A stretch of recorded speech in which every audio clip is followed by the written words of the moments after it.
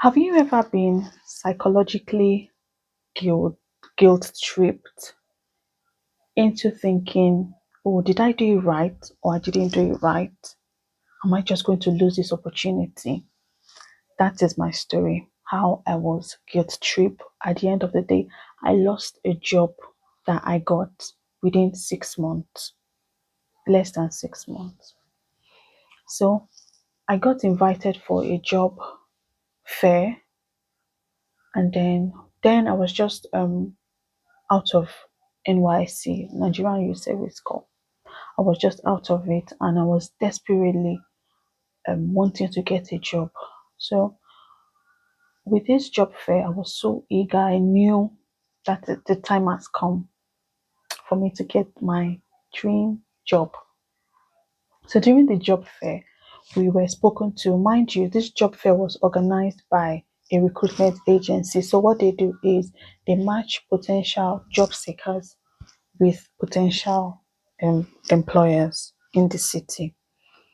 So after from the in the beginning, someone came to give us a prep talk of what we're going to expect throughout the session, and then I noticed an elderly man was just staying by the side, watching everybody.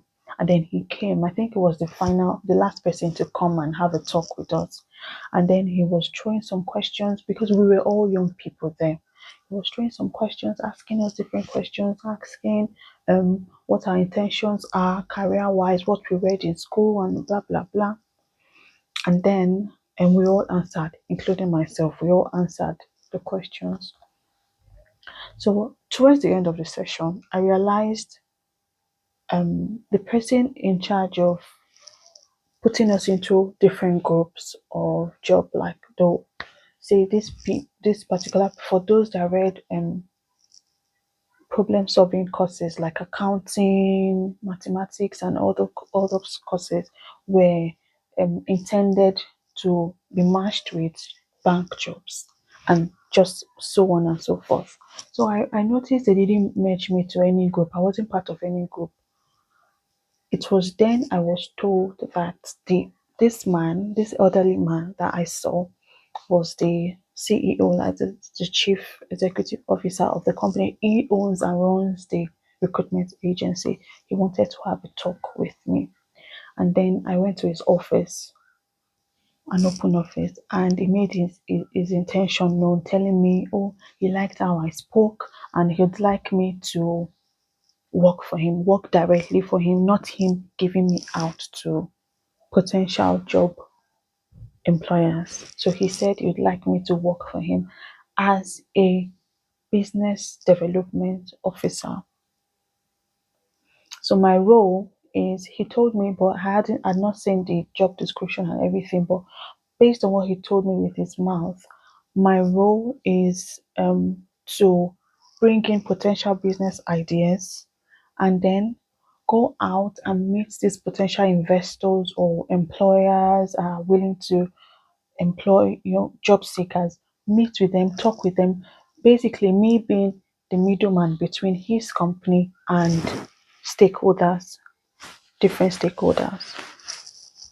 I said no problem. I agreed, and he asked me to go back, think about it, and come back with my response. So after a while, I thought about it. I read about be a business development officer. I read about the job description, went online, did some research, and I went back to him and told him I was ready for the job. And then I was really, really happy. I got the job. I wasn't interviewed or anything. I got the job. I'm thinking it's based on my response, the response I gave um, in the job fair that made him point that see, made him singled me out for the role of a business development officer. So I started working.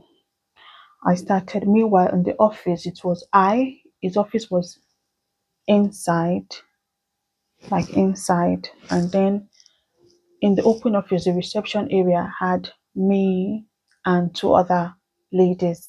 But he had other IT guys that were working, but upstairs in the other building. So we started working. Along the line, I brainstormed. I outdid myself. Yes, I brainstormed. I came up with different business ideas for him. I'll go to his own office that was inside the reception. I'll go to him because when he comes in the morning, he'll just say, "Oh, he was a very." Let me not talk about that. He will just say, "You, what do you have for today?" He will just be asking us different questions like that. Even when you're not prepared, you have to always be on top of your game to work with him. So I'll go to his office and we'll brainstorm. Okay, then he said, "No problem. I like this idea. I love this idea and that and that." So one day, one fateful day, I think I had worked for like 2 months. One fateful day, he during our usual sessions, one-on-one sessions, he made it known to me that I'll be accompanying him to a neighboring not a neighboring state, a city in a neighboring state to discuss with potential employers and investors and stakeholders. I was really happy about it. Um, I I did my own little research, printed out what he asked me to print out, got ready basically, got everything I needed, and then we were ready. So that morning, he said, so I asked him, are we going alone or are we going with any other staff from the company? He said, no, it's just me, him, and an elderly man. So basically, this elderly man comes every other day or every other fortnight, depends on when he's needed. He comes to give his own input in the business. I don't know if he's a freelancer or a part-time staff, but the people I met there said he's Oga's friend. He usually comes um every now and then to see Oga. So he said I was going with him and this his friend. And then off we went. We went to the place. When we got to the city, the first thing we went straight to where all these companies are. And they were all companies. We went there, we spoke, we dropped our flyers, we dropped our business cards, we spoke to them, tried to convince them. We met with some bosses, some bosses were not around. We met with different people that could pass our message on to their bosses. And then my intention was for us to come back that same day, even though this place is not in our city or in our state. It's nearby. It's a journey you can go and come back that same day if you want to. And he said to me, so after when we finished, I asked him if we're coming back to our city, and his response was no. He was going to book a hotel for us to sleep over that night, and then that we're going to another city in that same state next day. This was not the discussion we had before we left our city. But as Oga concerned, I didn't argue. I accepted. But what actually made me started having this unsettled kind of vibe was he he got a place. I don't know what they call it. Is it a suite or what? The it's a living room. It's a room, a living room with everything in suite. I don't know what that is called. That that was the space he got for us, for me, him, and his friend. So I'm talking. These old people are like 60s. They are in their 60s. He has grown up children, and this his friend is even way older. I don't know if he's older by age, but he looks way older than my Oga. So I was okay. What would I wasn't intending to sleep. At least I'll just stay up all night pressing my phones.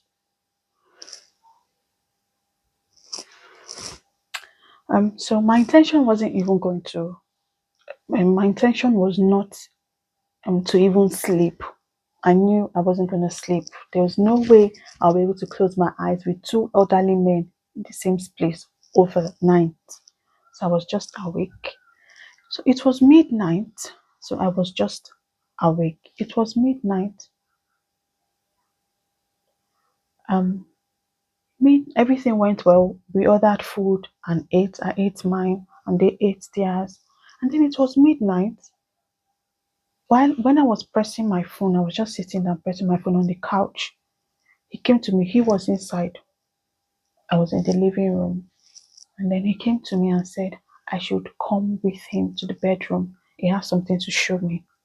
So I said, can this not wait till tomorrow and we'll talk about it? He said no, that he needs to figure this out tonight. And people of God, as a girl looking for a job now that wants to work, put food on the table, what was I supposed to do? I went inside his room. His friend was there. The other elderly man was there in the living room with me. So I went with him, my yoga, to the bedroom. That was when I knew, this is not business. This is not something to do with business. This is different. He started asking me different questions, personal questions. Why don't you want to sleep on the same bed with me? And I was like, I can never do that. Why would I want to sleep on the same bed with you? Why would I want to share the same bed with you? I'm okay sitting on the couch, just press phone till the next morning. I'm fine. Just be on my phone, keep myself busy. Before you know, it's daybreak. I don't mind. Then he insisted, he was insisting. And I told him, you need to stop this. Allow me to go rest my head. I've been working since morning. This is the time for me to rest. And you said we have somewhere for us to go the next day. So allow me rest. Let me go to rest and um get ready mentally for the next day. So I left him. I stormed out of the room. I left him to the living room. So I was not telling his friend, did you hear what your friend did? What my guy is saying? He said I should sleep with him on the same bed. So the friend said, are you not a woman? Are you not a girl? What is there for you not to understand? And so I said, why will he ask me to sleep in the same room with me? I don't understand though. So he said, are you not a woman? What is it you don't understand? That was when it dawned on me that hmm, this is not something I should play with. Yes.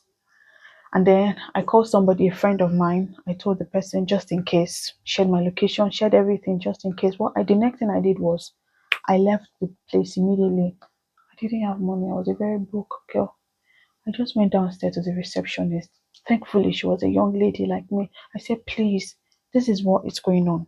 I told her I didn't want to hide anything. I told her, I said, I came with my guy from so state, and this is what is going on. Can I please stay, just show me somewhere I can stay? She said, no problem. She got me a duvet, got me, what else? She said if I needed anything, I should let her know. She showed me to one part of the reception, one corner, and asked me to sleep there. Me, sleep care.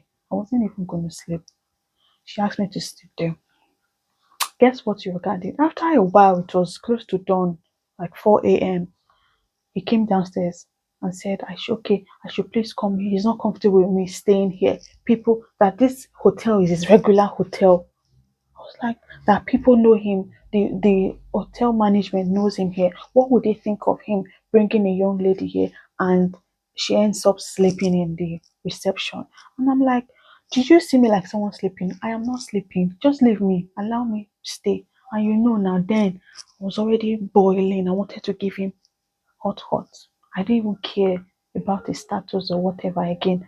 I knew he was I just wanted us to be on the same level. To be, since he wants to be like he wants to play with a child, let him come to my level. So the next morning I didn't even have my shower. I just told the girl, the reception lady, I said, please, this is what I need to freshen up. I went downstairs, took my small bag and came downstairs. I said, okay, now I'm not going to your next journey again. Take me back to work, to where you brought me from, because we went straight from the office. I said, take me back now. Take me back now. Because of my countenance, he saw the countenance of my face. It drove me back to work. I stayed at work, and then when we finished, during end of day, I went home. Guess what happened? Watch out for part two. For now, if you are enjoying this story if you're enjoying this gist, please share this video, subscribe to this channel for more gist, hotter gists. I'll be bringing you hotter gist, and please. Thank you. I remain Sadia Sharon. Inspire. See you next time. Bye.